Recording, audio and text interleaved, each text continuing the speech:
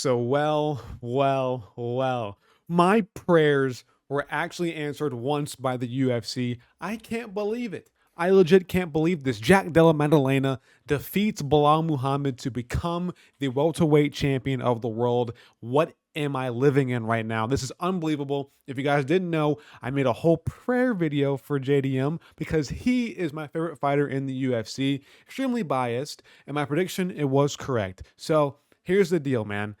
JDM wins. I'm on top of the world, man. I'm so beyond elated. I'm so happy. There is nothing bad that could have happened because JDM won. Guess what? That means we're not going to get to Poirier versus Islam. That fight's not going to fucking happen. We're screwed. Oh, geez, I already cussed. It's already this, whatever. If I get demonetized, I get demonetized. It is what it is. But you know what? No edits. Just straight me, raw talking, instant reaction. This is my pure, just unfiltered take, bro. I don't give a shit at this point. But I can't believe it, man. JDM looked absolutely amazing in this fight. It looked absolutely crazy. His head movement looked just different. And this proves that, you know what?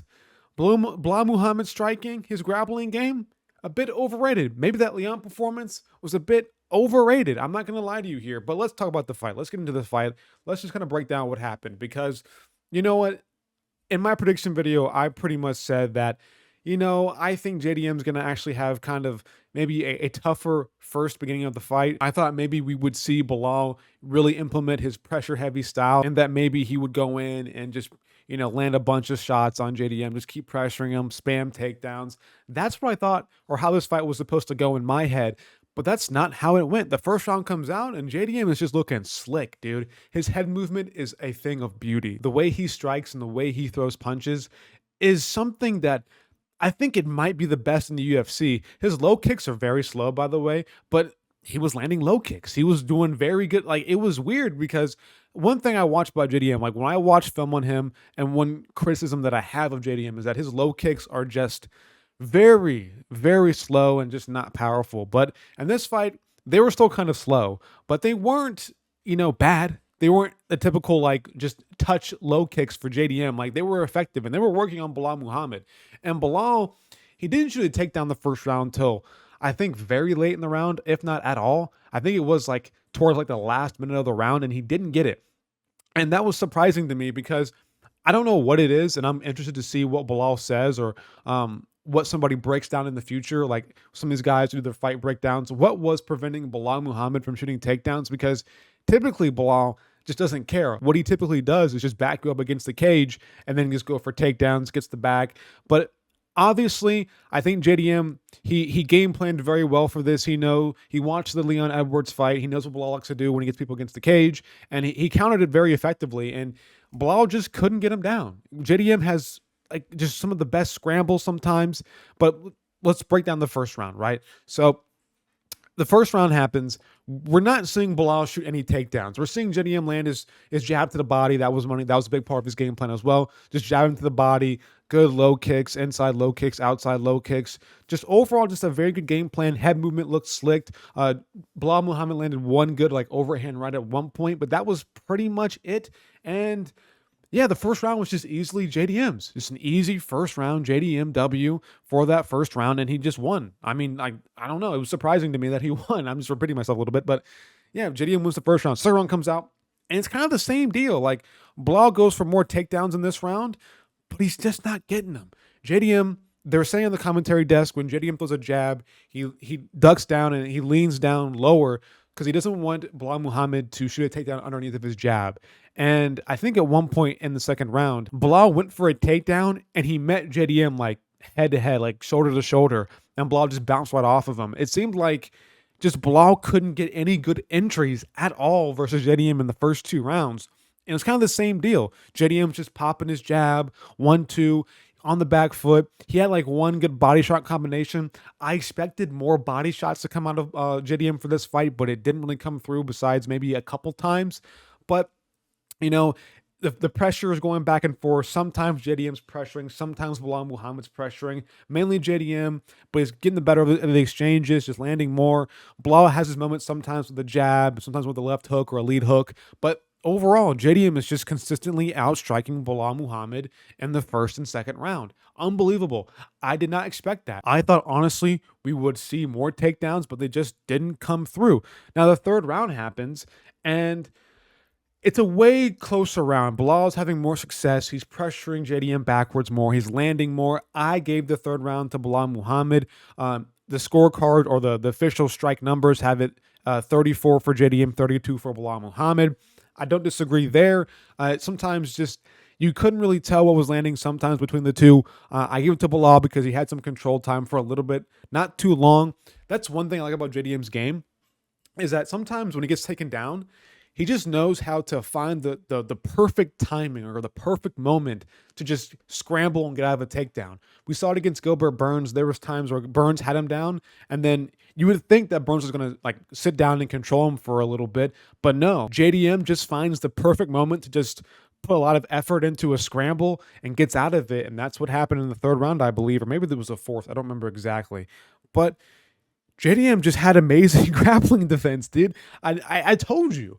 I told you this would happen. I said, after the Basil Hafez fight, after the Gilbert Burns fight, I think JDM has kind of had a inward reflection. He watched the film. He realized that he shouldn't be pulling guillotines as much. He realized that he needs to find the right moments to scramble, and that's exactly what he's been doing. And I think he put in a lot of effort into fixing that part of his game, and he did.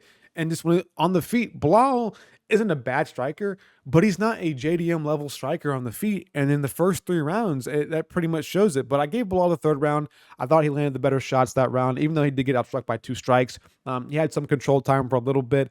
But overall, didn't get a takedown, by the way. But overall, I feel like Belal just overall kind of barely scooted by the third round. The fourth round, you can also give to Belal Muhammad. He had some more control time there. Still got outstruck by JDM, but it's kind of the same deal. Now, in the fourth round, the third and fourth kind of somewhat, we started to see JDM. I wouldn't say he was gassing, but you could tell he wasn't as fluid with his head movement, but it was still good. Even when he's tired, he can still stick and move. He can still jab at you. He can still wing his head around. He can still float on the outside like a bee, like a butterfly, and sting like a bee. Like JDM is a rare breed of striker, man, that we don't ever really see in the UFC. It's just a different, like a lot of times with strikers in the UFC, you see guys who are really good at striking, a lot of power, but they have zero head movement. Or you just see guys who flat out just stick and move on the outside. Just head movement, in my opinion, is a lost art in the UFC. We don't see enough fighters use their head or move their head enough. And JDM proves why moving your head is a vital part of fighting. Who would have guessed? Who would have guessed that moving your head would have been an amazing thing to do if you're a UFC striker? But JDM got taken down in the fourth round, get control for like a minute and 20 seconds. I gave this round to Belal as well. I think when the strikes are this close, I think you have to kind of default to who had some control time, and Belal had some control time for a minute, got the back of JDM for a second, but JDM still finds his way to find the perfect time to scramble back up to his feet and get back. And in the clinch, right, JDM was even like working the clinch. If Belal had him against the cage, we would see JDM turn the clinch around and do his own work in the clinch. There were some exchanges that were pretty worrisome. Like sometimes we would see Belal like go in for like a 4-punch combination against JDM against the fence, but JDM found his way to stick in there. Honestly, I'm surprised Belal didn't get flatlined at moments because there were some good shots being landed by JDM in that fourth round and fifth round that I'll get to in just a second. But at this point, Belal starting to get a little bit cut. You can see that his nose is bleeding visibly. I think he had a cut over his right eye, just a little bit of bleeding. It wasn't too bad. But at this point, the damage is starting to show for Belal Muhammad. But watching it live, I had it 2-2 at worst. I was kind of at a defeatist mindset because if a round was close, I was just going to default it to Belal because I feel like that's the way the judges were going to go for this fight because they want to see that Topuria versus Islam matchup. And also judges love takedowns and control time for some reason. That's their favorite thing to score at times. So I just kind of defaulted it. I wanted to make sure like if JDM was going to win, I wanted him to have a clear, definitive round for him to win, not just because, technically, on a technicality, he did more damage this round. He had two more strikes than what Belal landed. So technically, JDM should win the round. No, I felt like if it was a close round, if the strike count is very close, go to control time, Belal got a takedown. So I gave round 4. Now round 5. Now, this is where I thought JDM was going to lose low key because of the fact that in the corner, after round 4 ended, JDM's coaches were like, just stick and move. You won this fight. You have 5 more minutes to be champion. You're going to be champion. So I was kind of like, you know what? That's kind of bad advice because we might see, JDM be a little bit kind of lackadaisical in this 5th round because maybe he thinks he already won the fight. So I don't always appreciate when coaches kind of give you that advice. If I was ever a coach for a fighter, I would kind of give them the worst case scenario. Unless our round was super clear, like they definitely for sure won that no matter what, then I'll be like, okay, yeah, you won that round. Let's stick to what we got going. But I think if a round is close, I'd be like, hey, listen, that round was really close. It could go either way, but let's treat that round like you lost it. That's my sort of mindset when it comes to what you should be saying to your fighter. That might demotivate them, which obviously is a negative, but honestly, I think if you want to keep your fighter at you know, at a reasonable level, like as a coach, right, give them the best advice you possibly can. I feel like being real with them is probably what you should do, or just be a little bit more pessimistic than usual, what you should do. But going into this 5th round, I was worried because of the advice that his coaches gave JDM, but I was wrong. This guy got better in the 5th round. It was crazy. This guy was on full on ego, bro. He was all ego in this fight, dude. He was going crazy. And you saw it in the 2nd round, too, because JDM at some points was just feinting takedowns for the fun of it. He was just mocking Belal Muhammad when he do a spinning back fist. Like, this guy was fully comfortable. And that's where kind of Belal lost this fight. He let JDM get way too comfortable in there. And in the 5th round, dude, JDM had Belal hurt. Had him hurt bad. I think he landed a right hand that hurt Belal, had a nasty knee up the middle that cut Belal bad, had him leaking everywhere. It was crazy. This fight got really fun in the 5th round because they're both in the pocket, just throwing punches. JDM's getting the better of it. He's sticking and moving better for some reason. Against the cage, he's fucking doing pull counters against the cage. He was doing some crazy ass shit, man. It was so amazing to watch. It was so, like, you have to watch this fight. Now, was this fight the best fight of all time? The best title fight of all time? For sure, no. But it was just, when you have greatness in your hands, when you're being blessed with the JDM striking and the technique and what a striker should look like in the UFC, I think you should watch it. But this 5th round was an absolute banger. We see JDM hurt Belal. They're in the pocket. He's going after him, but then Belal gets the takedown, has some control time. I think JDM's gassing like a ton in this 5th round. So I'm thinking, oh man, we're gonna see Belal route the rest of the round, just holding on, having JDM hold on for dear life because it doesn't want to get submitted or take too much damage on bottom position. But like I said before, somehow JDM always finds the right timings to get up and scramble up from a takedown. This dude is fucking like the best at this point because he's fully in half guard. He's fully trapped. He's holding on for dear life to Belal Muhammad. Then just in a span of like 2 seconds, he flips up Belal Muhammad, gets back up to his feet, and is back on him. And I'm like, what just happened? This dude's a dog. I mean, he was just hurting Belal Muhammad, pouring it on in the 5th round, leaving it all on the table, trying to finish Belal Muhammad to win the belt, and then gets taken down.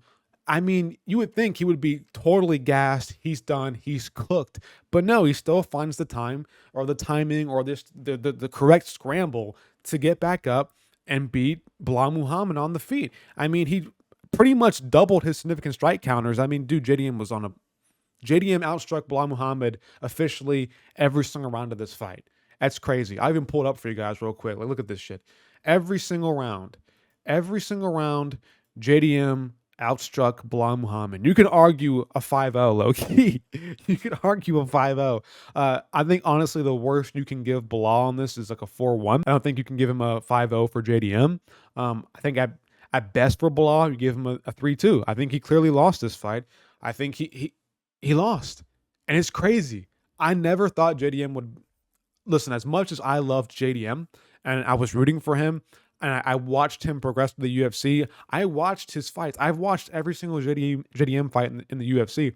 I watched his Ramazan and me fight. There's one before that. I forget who it was. Is it Pete Rodriguez? I watched his I watched his Angelusa Contender Series debut. I watched him do that. And I was always on the hype train with JDM. When he KO Randy Brown, that's where I became all in on this dude. If you can KO Randy Brown at his size, or Randy Brown is I wouldn't call him a weight bully, but a really tall and slick striker. If you can put him down, I was like, okay, JDM's the next big thing. He's going to be something in the UFC. And now he's champion. Unbelievable. I can't believe it. Never would have thought about it ever. I mean, I'm sorry that this breakdown isn't like the most intricate detailed because I haven't had time to flick. This is immediately after the fight ended, so I'm a little bit, tired and winded from talking on stream for 3-4 hours. So, but at the end of the day, man, Belal, you suck. I'm kidding. I'm kidding. I honestly, now that Belal is not the champion anymore, I kind of like him now. I ain't gonna lie to you. Now that Belal doesn't have the belt strapped to him, I'm now a fan of Belal. I never liked Belal, but you know what? He kind of grew on me a little bit, and now the belt's not away from him. I might root for him from now on. Like, I'm just trying to say, now that Belal isn't the welterweight champion, I'm probably gonna root for him from now on. Because honestly, his fight style can be a bit boring at times, but honestly, he didn't look bad on the feet against JDM. He didn't look terrible, and I kind of appreciate him striking. Now he was trying to get his takedowns going, but you know what? He hung in there. He hung in there for the most part, and JDM didn't diff him too bad in the striking realm. Like, JDM did look better and cleaner and looked like the real striker of the two, but Belal didn't just get out there and just get destroyed on the feet. Didn't have to rely on just spamming takedowns. He clearly hung in there and did well against JDM on the feet, and I honestly, that impressed me, and that made me take a more liking to Belal Muhammad. But JDM wins. I can't believe it. Only thing that sucks about this is that Islam, don't move up to fight JDM. Don't do it. Don't get slept by JDM. Fight Topuria and get slept by him. That's a way bigger fight. Honestly, I don't know. That's so stupid. I hate how they do this thing. Like, Islam, just fight Topuria. Like, it's so stupid. I don't want to see Oliveira versus Topuria here. I don't want to see that. That fight would still be amazing, but I want to see Topuria fight Islam. I want to see him do that. I don't want to see Islam move up to fight JDM. JDM just got the belt. Let's relax here for a little bit. Let JDM enjoy his time. Let JDM not have to turn around 2 months from now to fight at 317 or something. Let JDM enjoy his win. Let him fight the next up and come. Let him fight Shavkat. That fight's still on the table here. Him and Shavkat have some beef. Let him fight Shavkat. I think JDM beats Shavkat now, especially since he just showed me how good his grappling defense is, and I already think his striking is better than Shavkat. So let him fight Shavkat. Let Ian Gary win one more fight, maybe then give him JDM. Sean Brady's still out there. That fight worries me, though. I do think that we're going to see Sean Brady be more active in the grappling than what Belal Muhammad was. So we'll see, man. There's options for JDM right now, welterweight. But when it comes to lightweight, we're still kind of in limbo here. Like, Sarukian needs to get a win now because he kind of fumbled it pulling out of his championship match. And the UFC is now like, nah, bro, we're not going to give it to you.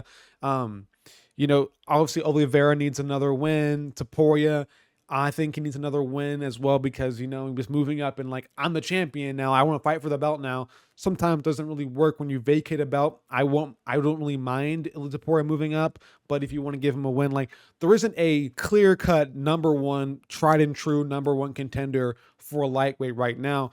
So you have two options. You either let Islam sit out for a long time and let him fight nobody, or move up to fight JDM, which now probably is what's going to happen, or you let things shake out and you have Islam fight just somebody while the other guys fight each other to, compete for number one contendership. So right now, I think the best option maybe is for Islam to move up to prevent the huge log jam at lightweight, but we'll see, man. I'm proud of JDM. He's my boy. I'm out of here. Peace.